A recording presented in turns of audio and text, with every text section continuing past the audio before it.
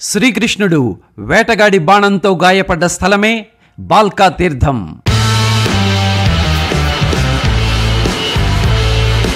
హిరణ్, కపిల మరియు సరస్వతి నదులు అరేబియా సముద్రంలో కలిసే ప్రదేశమే త్రివేణి సంగమం.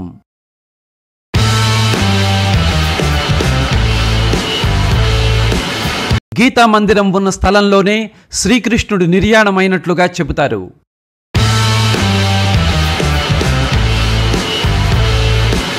భక్తుల కోరికలు తీర్చే కామ్నాథ్ మహాదేవ్ మందిరం కూడా ఇక్కడే ఉంది.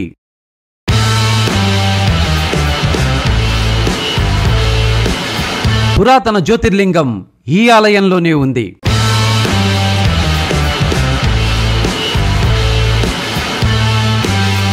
Hi friends, welcome to my channel Vasu travel blog.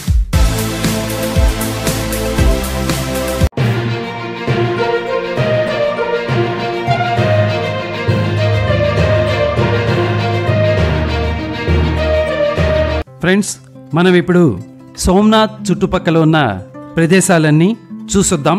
Somnath ముఖ్యంగా జ్యోతిర్లింగానికే ప్రాముఖ్యత అయితే శ్రీకృష్ణుడికి సంబంధించిన కొన్ని ఘట్టాలు కూడా ఇక్కడ జరగటం, అవి ఈ పూట మనం చూడటం జరగబోతోంది. మొదటిగా మనం బాల్కా తీర్థం.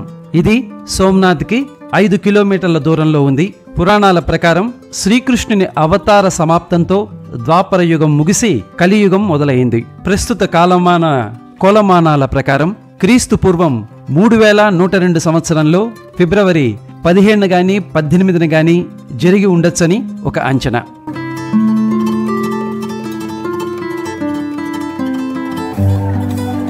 శ్రీకృష్ణుడు ఇక్కడే జరా అనే వేటగాడు వేసిన బాణానికి గాయపడ్డారని పురాణాలు చెబుతున్నాయి. అలాగే ఆలయం లోపల శ్రీకృష్ణుడు పడుకున్నట్టుగా విగ్రహం, ఆ పక్కనే ఆ వేటగాడు క్షమించమని అడుగుతున్నట్లుగా ఉన్న విగ్రహం ఉన్నాయి. అలాగే ఆనాటిదని చెప్పబడుతున్న రావి చెట్టు కూడా ఉండటం చాలా ప్రత్యేకత. రండి ఆలయం మొత్తం చూసొద్దాం.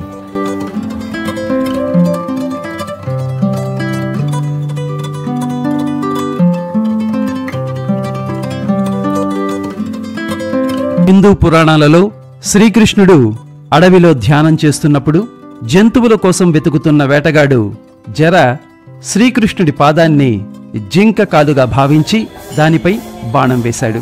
ఈ సంఘటనను తరచుగా శ్రీకృష్ణుడి అవతారంలో సహజ భాగంగా మానవ రూపంలో చివరికి ఆయన దైవిక రాజ్యానికి తిరిగి రావడానికి సంబంధించినదిగా అర్థం చేసుకుంటారు. చరిత్రలో దీనికి ఒక వివరణ ఉంది. 100 మంది కౌరవులు చనిపోయిన తరువాత తల్లి గాంధారి తన కుమారులను కోల్పోయినందుకు చాలా బాధపడ్డారు. యుద్ధానికి తత్ఫలితంగా జరిగిన విధ్వంసానికి శ్రీకృష్ణుడే కారణమని ఆమె నిందించారు. దుఃఖం మరియు కోపంతో గాంధారి శ్రీకృష్ణుడిని శపించింది.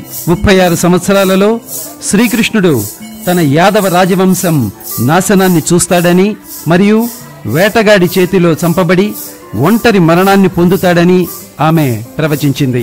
ఆ శాపం ఈ బాల్కా తీర్థంలో నెరవేరింది. ఎందుకంటే యాదవ రాజవంశం నిజంగానే నాశనమైంది. అలాగే శ్రీకృష్ణుడు ఈ ప్రదేశంలో అడవిలో ఇక్కడ వేటగాడి బాణం గుచ్చుకుంది.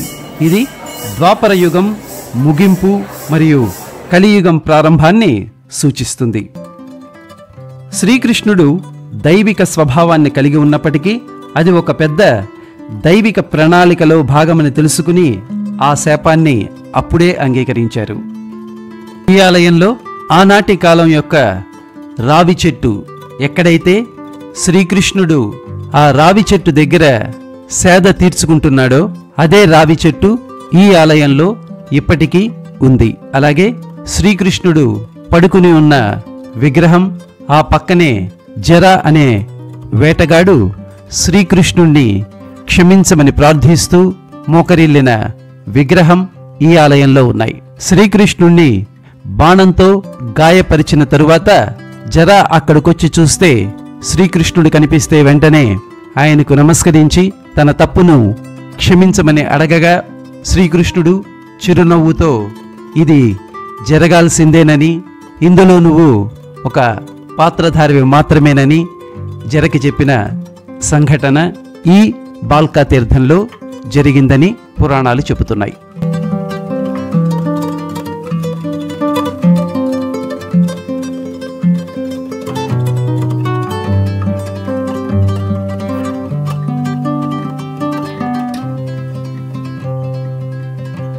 ఈ బాల్కా తీర్థంలోనే ప్రక్టేశ్వర్ మహాదేవ్ మందిర్ కూడా ఉంది. ఇక్కడికి వచ్చిన భక్తులు స్వామివారిని కూడా దర్శించుకుని వెళ్తూ ఉంటారు.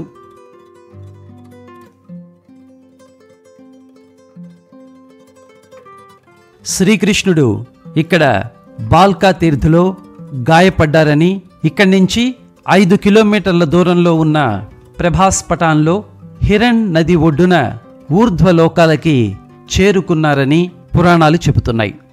ఆ ప్లేసే ఇప్పుడు గీతా మందిర్గా పిలువబడుతోంది. మన నెక్స్ట్ డెస్టినేషన్ గీతా మందిర్.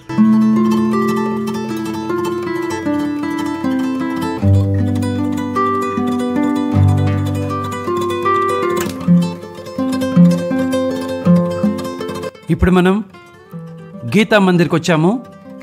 దీన్నే గోలోక్ ధామ్గా కూడా పిలుస్తారు. ఇది 1970లో నిర్మించారు. ఇక్కడ గీతా మందిర్, లక్ష్మీనారాయణ మందిర్, శ్రీ కాశీ విశ్వనాథ్ మహాదేవ్ మందిర్, శ్రీకృష్ణ చరణ్, బలరాముడి గుహ, మహాప్రభుజీ బైఠక్ ఇవన్నీ కూడా ఇక్కడ ఉన్నాయి. ఈ గీతా మందిరంలో మొత్తం 18 స్తంభాల మీద 18 అధ్యాయాలు, భగవద్గీత అధ్యాయాలు 18 స్తంభాల మీద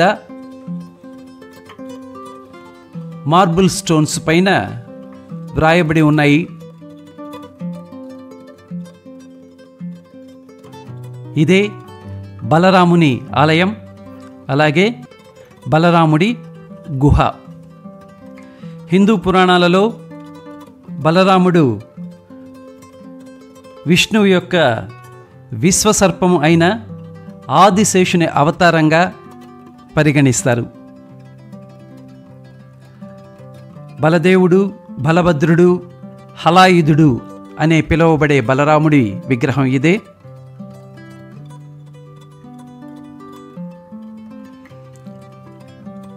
శ్రీకృష్ణుడు ఇక్కడ ఊర్ధ్వలోకాలకి చేరినప్పుడు బలరాముడు కూడా ఆదిశేషువుగా ఇక్కడి నుంచి అంతర్ధానమయ్యాడు అని చెప్తారు. ఈ గుహలో బలరాముడు అంతర్ధానం అయ్యారు.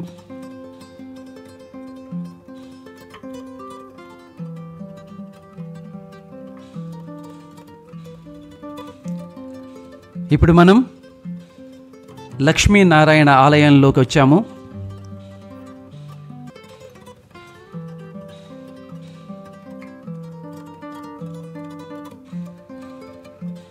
దశావతారాలన్నీ కూడా ఇక్కడ ఫోటోల రూపంలో పెట్టబడి ఉన్నాయి.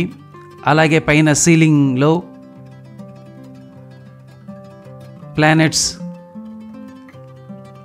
స్టార్స్ అవన్నీ కూడా పెయింట్ చేయబడి ఉన్నాయి. లక్ష్మీనారాయణ టెంపుల్ కూడా చాలా చాలా బాగుంది. ఇదే ఇప్పుడు మనం చూసిన లక్ష్మీనారాయణ మందిర్. ఇక్కడే శ్రీకృష్ణుడి గురించి వ్రాయబడి ఉంది. శ్రీకృష్ణుడు 18 ఫిబ్రవరి 3102 BCలో 2:27:30 ఊర్ధ్వలోకాలకి చేరుకున్నారు అని ఇక్కడ రాయబడి ఉంది. ఇక్కడితోటి ద్వాపరయుగం అంతమయ్యి కలియుగం ఆరంభమైంది. Srikrishna departed on the first day of bright fortnight of Chaitra month in the year 3102 BC on 18th February at 2 hours 27 minutes 30 seconds కి. అలాగే the footprint of Bhagwan Shrikrishna is carved here to mark the divine memory of Shrikrishna Nijdham. Friends, మనం ఇప్పుడు సోమనాథ్లో ఉన్న గీతా మందిర్కి వచ్చాము. ఇక్కడ atmosphere అంతా చాలా అద్భుతంగా ఉంది. ఈ గీతా మందిర్లో ఒక 4 టెంపుల్స్ ఉన్నాయి ఈ క్యాంపస్లో. సో నా వెనక మీకు కనిపిస్తున్నది లక్ష్మీనారాయణ టెంపుల్, అలాగే ఆ పక్కన ఉన్నది తర్వాత గుహ ఒకటి ఉంది. ఇవన్నీ చూసిన తర్వాత మనం ఇప్పుడు ఈ రివర్ పక్కకు వచ్చాం. ఇదే హిరణ్ నది. బాల్కా తీర్థంలో శ్రీకృష్ణుడు గాయపడిన తరువాత ఇక్కడ వరకు నడిచి వచ్చి ఈ హిరణ్ నది తీరాన ఊర్ధ్వలోకాలకి వెళ్ళిపోయారని కొన్ని పురాణాలు చెబుతున్నాయి. ఈ హిరణ్ నది కపిల మరియు సరస్వతి నదులతో కలిసి అరేబియా సముద్రంలో కలిసే ప్రదేశాన్నే త్రివేణి సంగమం అని అంటారు. కొన్ని పురాణాల ప్రకారం శ్రీకృష్ణుడు చివరి శ్వాస బాల్కా తీర్థంలోనే అని అంటారు. కొన్ని పురాణాలు మాత్రం హిరణ్ నది ఒడ్డునే శ్రీకృష్ణుడు ఊర్ధ్వలోకాలకి చేరుకున్నారు అని చెప్తారు. దీనినే దేహోత్సర్గ అని కూడా పిలుస్తారు. అంటే కృష్ణుడు తన శరీరాన్ని త్యజించిన ప్రదేశం అని అర్థం.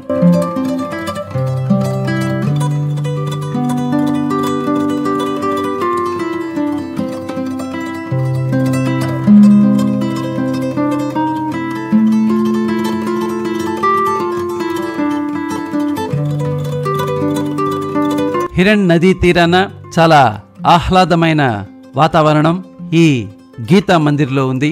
చాలా స్పేషియస్గా ఉంది. ఇక్కడికి వచ్చిన వాళ్ళు మినిమం ఒక 1 hour స్పెండ్ చేసి వెళ్తుంటారు. ఇప్పుడు మనం నెక్స్ట్ డెస్టినేషన్ అయిన త్రివేణి సంగమానికి వచ్చాము. ఇది గీతా మందిర్కి దగ్గరలోనే ఉంది. ఇక్కడ హిరణ్, కపిల మరియు సరస్వతి నదులు అరేబియా సముద్రంలో కలుస్తాయి. దాన్నే త్రివేణి సంగమం అని అంటారు. ఇది హిందువులకి పవిత్ర స్థలంగా పరిగణించబడుతోంది. ఇది సోమనాథ్లో ఉన్న త్రివేణి సంగమం.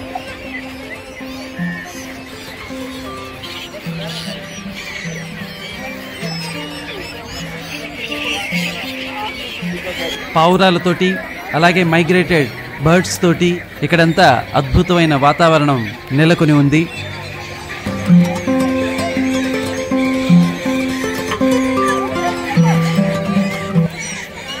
ఇక్కడ పంచపాండవులు వచ్చారని వారి ద్వారా స్థాపించిన 5 శివలింగాలు ఆ ఎదురుగుండా కనిపిస్తున్న మండపాల్లో ఉన్నాయి.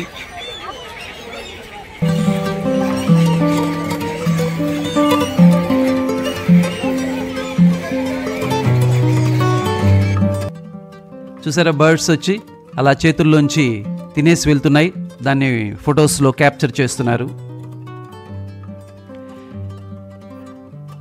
ఇక్కడి నుంచి 10-15 నిమిషాల దూరంలో ఉన్న త్రివేణి సంగమానికి ఇలా బోట్స్ ద్వారా తీసుకుని వస్తూ ఉంటారు. టికెట్ అరౌండ్ 50 రూపీస్ ఛార్జ్ చేస్తుంటారు.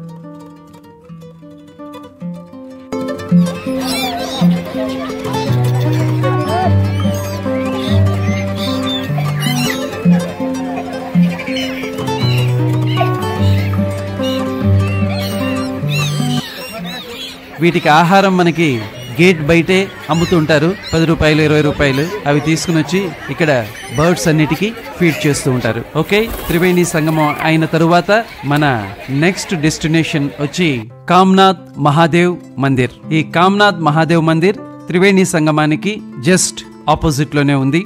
ఈ కామ్నాథ్ మహాదేవ్ టెంపుల్ కాంప్లెక్స్ చాలా విశాలంగా ఉంది. దీన్ని 200 సంవత్సరాల క్రితం మయూర్ ధ్వజ్ అనే మహారాజు నిర్మించారు. మెయిన్ డైటీ కామ్నాథ్ అయితే ఈ ప్రాంగణంలోనే చాలా చిన్న చిన్న ఆలయాలు ఉన్నాయి. అలాగే 2 కోనేర్లు కూడా ఉన్నాయి. దుధియు తలావ్ అనేది ఒకటైతే మహాదేవ్ నా కుండ అనేది రెండవది.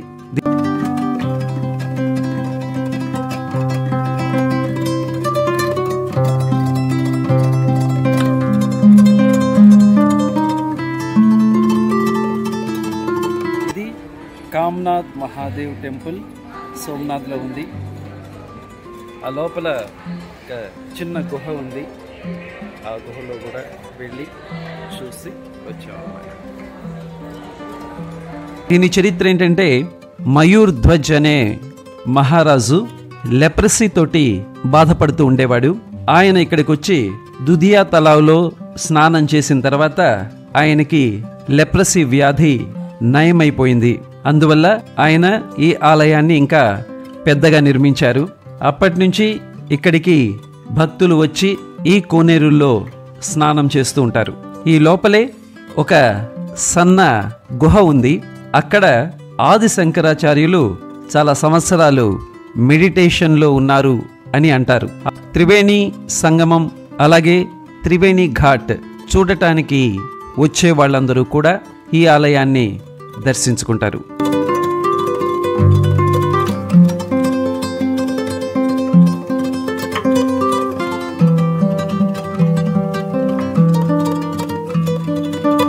ఇప్పుడు ఇంకా లంచ్ టైం అయింది.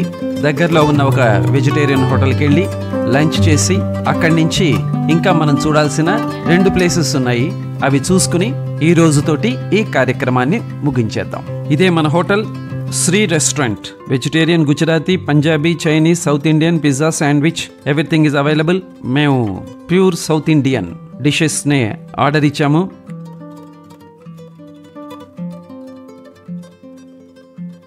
అలాగే మాతో పాటు తెచ్చుకున్న ఇదిగో ఆ పొడి, ఆ ఆవకాయ అవన్నీ ఉన్నాయి కదా, అవన్నీ వేసుకుని తినేసి మన నెక్స్ట్ డెస్టినేషన్ అయిన 17వ శతాబ్దంలో మరాఠా రాజుల పాలనలో రాణి అహల్యాబాయి హోల్కర్ నిర్మించిన పాత జ్యోతిర్లింగం ఉన్న ఈ ఆలయానికి మనం ఇప్పుడు వచ్చాము.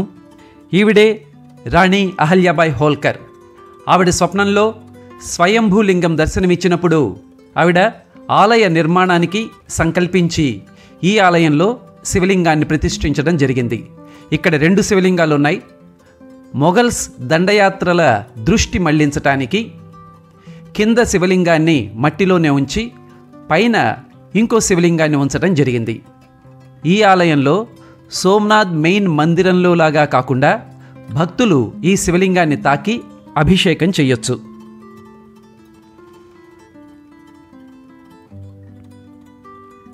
ఈ ఆలయం ఎదురుగుండానే ఫ్రీ భోజనాలయం ఉంది. ఆ ఎదురుగుండా ఉండేదే. ఇక్కడ టోకెన్స్ తీసుకుని ఎవరైనా సరే ఫ్రీగా భోజనం చేయొచ్చు. క్వాలిటీ ఫుడ్ ఇవ్వటం జరుగుతోంది. ఇక్కడ ప్రసాదంలా భావించి చాలామంది ఈ ఫ్రీ భోజనాలయానికి వచ్చి ప్రసాదం స్వీకరించి వెళ్తూ ఉంటారు. ఈ సోమనాథ్ ఆలయం ఎన్నో దండయాత్రల్లో ధ్వంసం అయినప్పటికీ మన హిందూ రాజుల మనోసంకల్పంతో మళ్ళీ మళ్ళీ మళ్ళీ మళ్ళీ కడుతూనే ఉన్నారు. అలాగ జరిగిన క్రమంలో ఈ 17వ శతాబ్దంలో రాణి అహల్యాబాయి హోల్కర్ కట్టిన ఈ పాత జ్యోతిర్లింగం చూడటానికి కూడా భక్తులు చాలామంది వస్తుంటారు.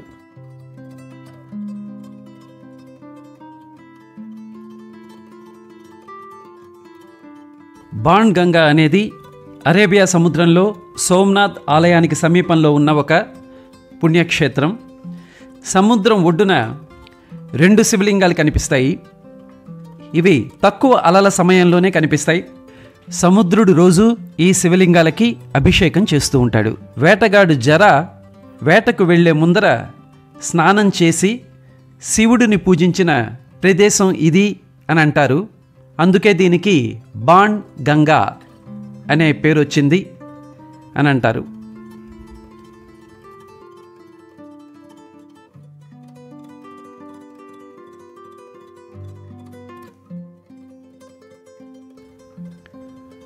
చూసారా, ఇప్పుడు శివలింగం నీటిలో మునిగిపోయింది కదా, అదన్నమాట. కాసేపటికి ఇంకా పూర్తిగా మునిగిపోతుంది. తర్వాత మన డెస్టినేషన్ జై Somnath light and sound show. ప్రతిరోజు రాత్రి 7:45 ఈ జై Somnath light and sound show ఉంటుంది. దీనికి వ్యాఖ్యాతగా టూరిజం అంబాసిడర్ అయిన అమితాబ్ బచ్చన్ గారి వాయిస్తో మనం దీన్ని చూడొచ్చు. కానీ టికెట్స్ ఇక్కడ కౌంటర్లోనే గంట ముందరగా ఇస్తారు. ఆ టికెట్స్కి చాలా రష్ ఉంటుంది. కాబట్టి ముందరగా ప్లాన్ చేసుకుని ఇది మాత్రం ఎవ్వరూ మిస్ అవ్వద్దు. లోపలికి కెమెరాస్ అలౌ చేయరు కాబట్టి ఓషన్ వ్యూ నుంచే మీకు చూపిస్తున్నాను. ఈ సౌండ్ అండ్ లైట్ షోలో టెంపుల్ యొక్క హిస్టరీ చెప్పబడుతుంది. దీన్ని చూసిన వాళ్ళందరూ ఇది నిజంగానే ఒక అద్భుతమైన ఎక్స్పీరియన్స్ అనే చెప్తారు. ఇక్కడికి వచ్చిన వాళ్ళు ఎవరు కూడా దీన్ని మాత్రం మిస్ అవ్వద్దు. ఓకే ఫ్రెండ్స్, సోమనాథ్ చుట్టుపక్కల ఉన్న అన్ని ప్రదేశాలు మనం చూసేసాం. ఈ వీడియో కానీ మీకు నచ్చినట్లయితే లైక్ చేయండి, షేర్ చేయండి. ఇంకా సబ్స్క్రైబ్ చేసుకోకపోతే దయచేసి సబ్స్క్రైబ్ చేసుకోండి. మరి మన నెక్స్ట్ వీడియోలో ఉజ్జయిన్ మహాకాళేశ్వర్ని దర్శించుకోవడానికి, అలాగే ఆ చుట్టుపక్కల ప్రదేశాలన్నీ చూడటానికి ఉజ్జయిన్కి బయలుదేరబోతున్నాం. మరి నాతో పాటు ప్రయాణానికి మీరు సిద్ధమా? అయితే పదండి, ఉజ్జయిన్.